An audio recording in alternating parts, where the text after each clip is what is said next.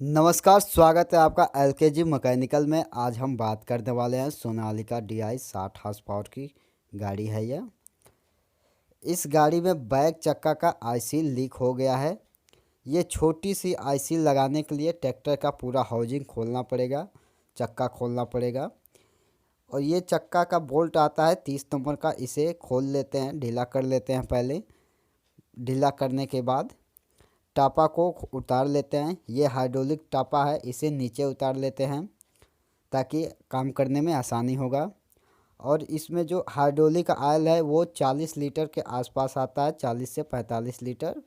और इस hydraulic oil को नीचे उतार लेते हैं। नीचे उतारने के बाद ये पूरा खाली हो जाएगा ताकि उसमें काम अच्छे से कर सकें। अभी ये दिखाया जा रहा है, इसमें जो गियर होता है वो निकल नहीं पाएगा। और ये देखिए जो आईसी लीक हुआ है यहाँ से पूरा ऑयल दे रहा है। इसका हाइड्रोलिक ऑयल बाहर निकाल लिया गया है। अब चक्का को बाहर निकाल लेते हैं। फिर एक्सल के अंदर का जो नट का बोल्ट होता है उसे खोल लेते हैं। उसमें एक लॉक होता है, पहले लॉक को निकाल लेते हैं। लॉक को निकालने के बाद उसमें एक 30 नंबर का बोल्ट लगा होता है, उसे खोल लेते हैं। ये आपको मैं दिखाता हूँ 30 नंबर का बोल्ट जो लगा होता है, ये 30 नंबर का बोल्ट लगा है। इस बोल्ट को खोल लेते हैं। खोलने के बाद ये जो गियर आपको दिखाई दे रहा है, ये गियर आसानी से नहीं निकलेगा। इसके लिए आपको पूरा हाउजिंग खोलना पड़ेगा। हाउजिंग खोलने के बाद वो गियर निकलेगा। अभी देखिए एक्सल को बाहर निकालते हैं, हथौड़ी से मार के एक्सल को बाहर की तरफ खींचते हुए ये एक्सल पूरा बाहर आएगा। एक्सल बाहर लेने के बाद पूरा हाउजिंग को बाहर की तरफ उतारते हैं। एक छोटी सी आईसील को लगाने के लिए क्या क्या खोलना पड़ता है सामने देखिए। और ये इसमें बैरिंग होता है। ये आपका जो हाउजिंग है वो खोल लिया गया है। इसी हाउजिंग में जो आईसील लगा है लीक कर गया है, वो आईसील को निकालते हैं। आईसील निकालने के लिए बेहतरीन तरीका, बहुत आसानी से आईसील निकल जाएगा। ये टामी को अंदर डाल लेते हैं, उसके बाद से खींचते हैं। आईसील बहुत आसान से निकल जाएगा, कोई ठोकने की ज़रूरत नहीं है। और ये आईसील जो है ये कट चुका है पूरी तरह से, इसलिए यहाँ से लीक हो गया था।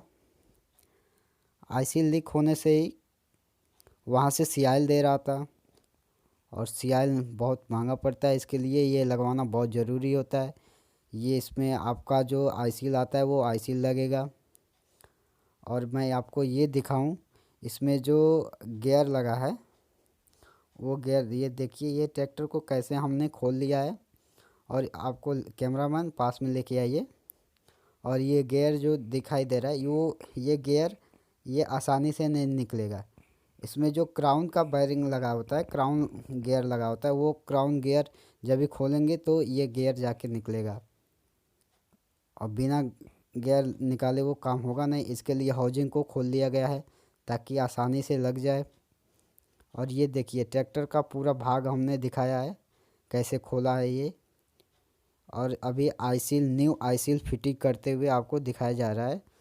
कभी भी आईसील फिटिंग करते समय हल्के हथौड़ी से उस पर हल्की चोट देनी चाहिए ताकि आईसील कटे नहीं और फिटिंग आसानी से हो जाए। आईसील लगाते समय इतना ध्यान रखना चाहिए कि आईसील के ऊपर बहुत कम चोट मारना चाहिए। ये आईसील नंबर 836410 है। हाउजिंग को उठाकर ट्रैक्टर में फिट करते हैं।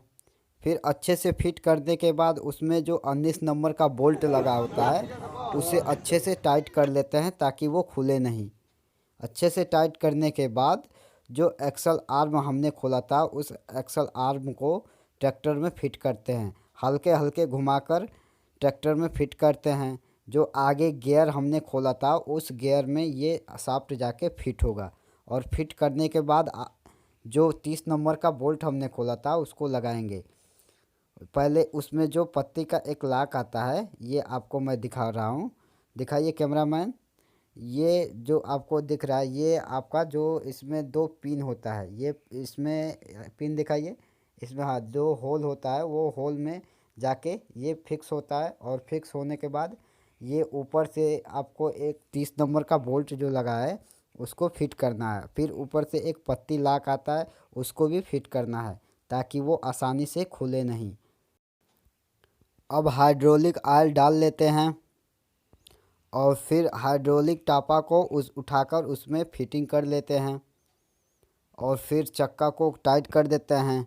फिर ट्रैक्टर आपका पूरी तरह से तैयार हो जाएगा।